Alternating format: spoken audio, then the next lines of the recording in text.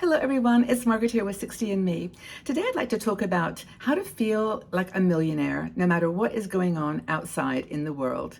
And there definitely is a lot of crazy stuff going on in the world today, and so I'm just happy to share this with you. It's an article written by Lisa Dunkel, one of our bloggers, and she did a whole series on these, how to live like a millionaire on a retirement budget, and I just thought it was a lot of fun. Now I'm not wearing any necklace today because I've got my necklace on my head. Can you see? I put it on like a headband. I thought, why not?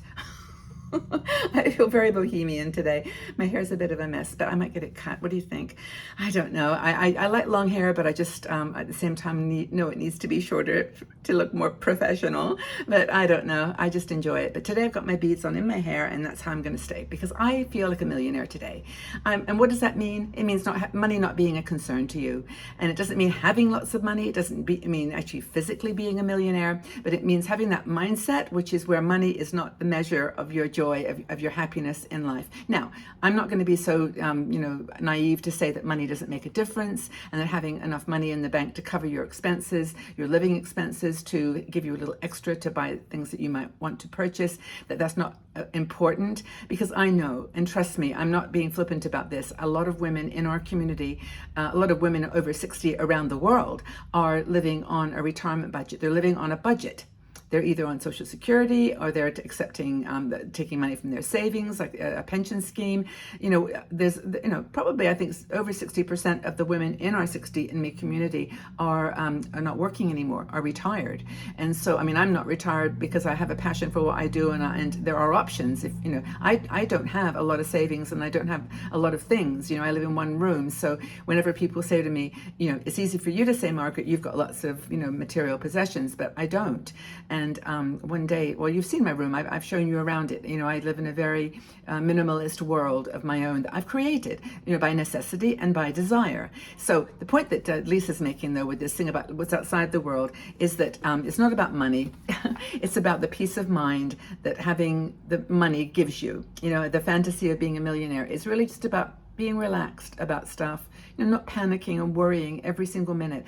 Now, part of that, if you are on a budget, and I'll put this up front, is that it may mean you have to make some changes.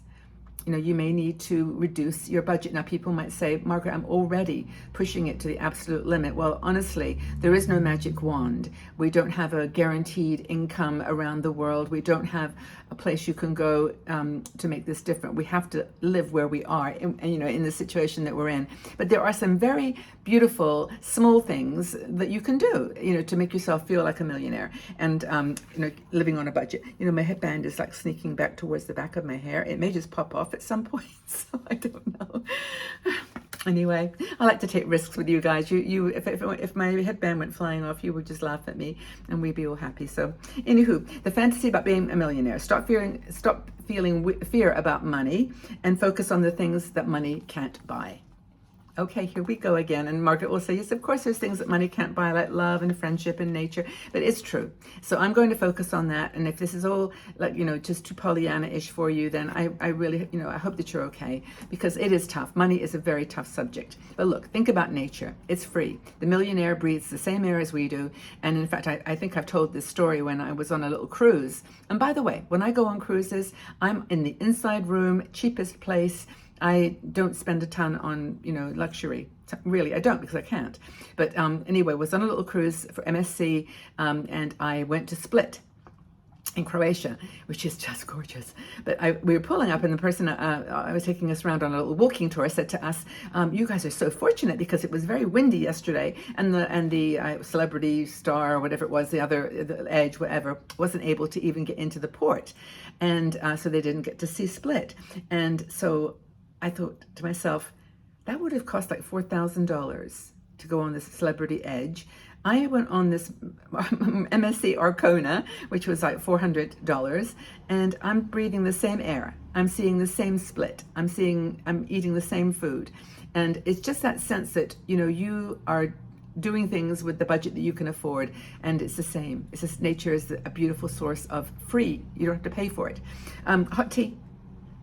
You can have a cup of hot tea. Oh, by the way, I have got a cup of hot tea, but I don't have my, what I'm drinking today is just my English breakfast, which is, black tea. And that's my English breakfast. In fact, I'm going to have a sip of it.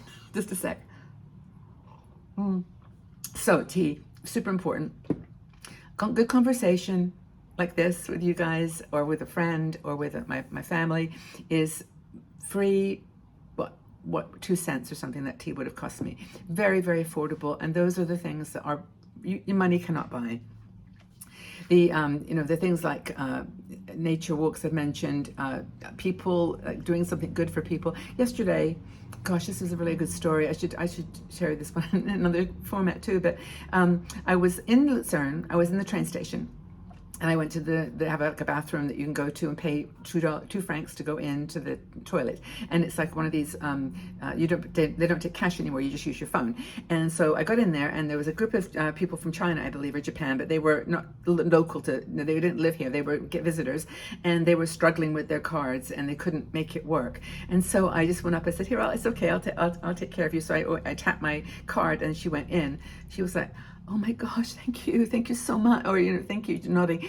And I said, it's okay, no problem. And so we went through, and I went in, and so did she. And then we came out, and we were at the same washing machine, and she reached in her purse, and she gave me the 2 francs. I said, oh please, it's okay. But she said, no, and she made me take them. I thought, well, maybe culturally it's important that I take the coin, so I took it. Thank you. And she walked out with her friends. They all left, and then I walked over to exit, and I saw the woman that cleans the place, cleans the toilets and the sinks, and she was just sitting there. And of course, they don't make any money anymore because no one has money. They use their cards for everything. And so I said to her, "This is for you. Thank you so much for your work." And she went, "Oh, thanks," or dankeschön. And I was like, "No, it's okay." And she was so surprised. And 2 francs is not much, but it could buy a meal. It could buy a meal, and if that person was really hungry, that could buy something for her to eat.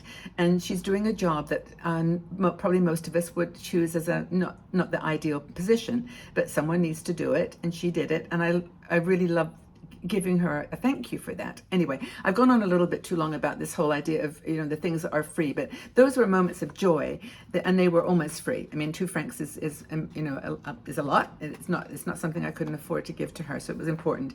Another thing that you can do that's free, that Lisa talks about in her article. By the way, read her articles. Read all the millionaire stories. Just type in millionaire on the search bar at the top of our website, and you will find so many cool ones. But this is about history and going to a museum. And this one I love, because when I'm in a mood, I'm not sort of feeling, I don't know, just I feel kind of out of sorts. Is that the expression? Or a little bit, not connected. I'll go to the museum, and I'll look at the art, and the art that people, these artists who didn't have a job, in the sense of they weren't rich or wealthy, but now their paintings are worth millions. But you can see that painting and all that they put into it, what led to it. You can read the story, and it's the same painting that a millionaire can watch and enjoy. I mean, it's not like they're not, keeping it separate in a separate room. If you're a millionaire, it's all something that you can enjoy. You can listen to Mozart or Beethoven or Chopin or any of the ones that the people that you love the music for. Again, everybody listens to it. It's free. Unless you're at a concert that's charging admission. But if you have internet, if you can afford the internet every month, you can have access to all these things. You don't even have to go out to the town. You have enough. I guess that's the message that I'm trying to get across here, is that there's so many things that are going on in the world that are pulling us from feeling happy. I mean, who can feel good about some of the things that are going on? It's hard, but life is beautiful, it's in the detail. It's not the masses, the numbers, the quantity. It's the detail, the small detail. Books from the library. A simple cup of tea. Going to a brockie or a charity shop or thrift store, and just picking up little treasures that someone really, really loved, and try to imagine where it came from and how it got there, and just the beauty of it. No one charges for joy. Joy is totally free, and that can come just by being with your family, being with your grandchildren, friends, coming online to our 16Me Patreon group. Our sisters there are beautiful, and that's a little bit of an admission fee there, but it's minimal, $3 a month to join our Patreon supporters group. But for very small amounts of money, you can do things that really make a difference. So I just thought I'd do this video to kind of encourage you to get out there in the world and appreciate the things that don't cost any money. No one charges you for the happiness and joy in your life. It's yours to create. It's yours to create with your own self. You can do it. You're strong, you're resilient, you've been through a lot in your life, and you can do this. Okay, take really good care of yourselves. Know that I love you so much and I respect everything that you're doing, whether it's, whether you've got $1 million or $1 in your pocket right now, you're precious to me. And I really do mean that sincerely.